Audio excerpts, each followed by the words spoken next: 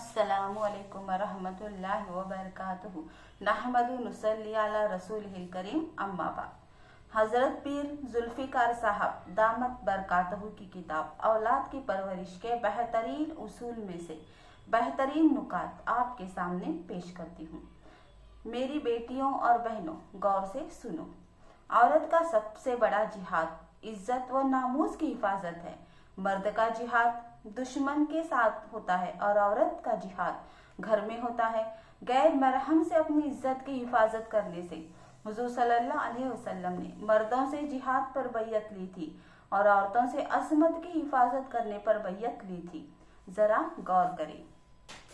मुजाहिद का जिहाद घर से बाहर निकल कर होता है। औरत का जिहाद घर में रहकर इज्जत की हिफाजत करने से होता है। मुजाहिद का जिहाद काफिर दुश्मन के साथ होता है। औरत का जिहाद गैर मरहम से अपनी हिफाजत करने से होता है।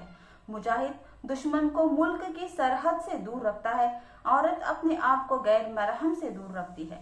मुजाहिद दुश्मन को मुल्क के अंदर 1 इंच घुसने की इजाजत नहीं देता। औरत गैर मरहम को अपने जिस्म के साथ 1 इंच टच करने की इजाजत नहीं देती। मुजाहिद दुश्मन पर एतमाद नहीं करता। औरत गैर मरहम पर एतमाद नहीं करती। मुजाहिद मोर्चे में रहकर दफा करता है। औरत घर की दीवारों में इज्जत का दफा करती है। मुजाहिद समझता है दुश्मन ने देख लिया तो जान का खतरा है। औरत समझती है गैर मरहम ने देख लिया तो इज्जत व आबरू का खतरा है।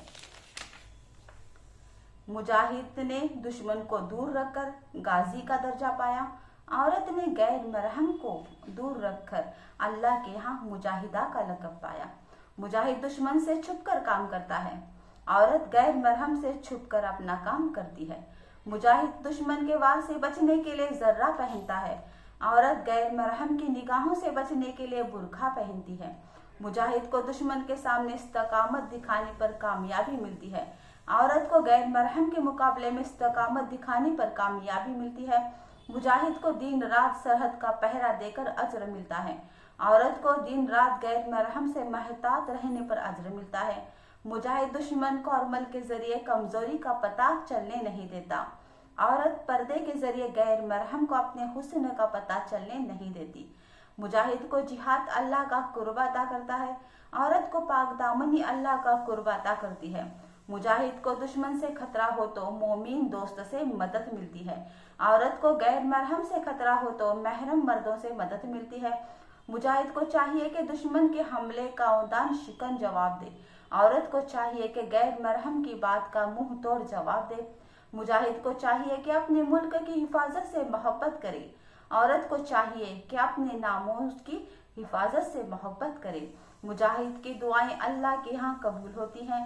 पाक दामन औरत की दुआएं अल्लाह के यहाँ कबूल होती हैं। मुजाहिद को अंदरूनी दुश्मनों से ज्यादा खतरा होता है। औरत को गैर मरहम रिश्तेदारों से खतरा ज्यादा होता है। मुजाहिद मुल्क की हिफाजत करते हुए मरे तो शहीद होता है। औरत अगर अपनी इज्जत की हिफाजत करते हुए मरे तो अल्लाह के यहाँ शहीद होती है। मुजाहिद को चाहिए अपनी कामयाबी के लिए अल्लाह से दुआएं मांगे। औरत को चाहिए कि अपनी इज्जत व नामूस की हिफाजत के लिए हमेशा अल्लाह से दुआएं मांगती रहे। अगर कोई औरत पाक दामनी की जिंदगी गुजारती है तो अल्लाह ताला इसकी दुआएं इस तरह कबूल करते हैं जिस तरह के अल्लाह रब्बुल इज्जत विलादत कुबरा के मुकाम के औलिया की दुआओं को कबूल करते हैं।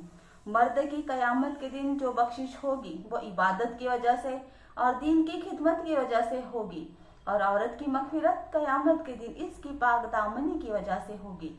इसलिए तो फरमाया कि अगर कोई नेक औरत जिसने पाक दामनी की जिंदगी गुजारी इस हाल में मरी के खाविंद इससे खुश है तो इसके लिए जन्नत के सब दरवाजे खोल दिए जाएंगे। जज़ाकल्लाहु खैर।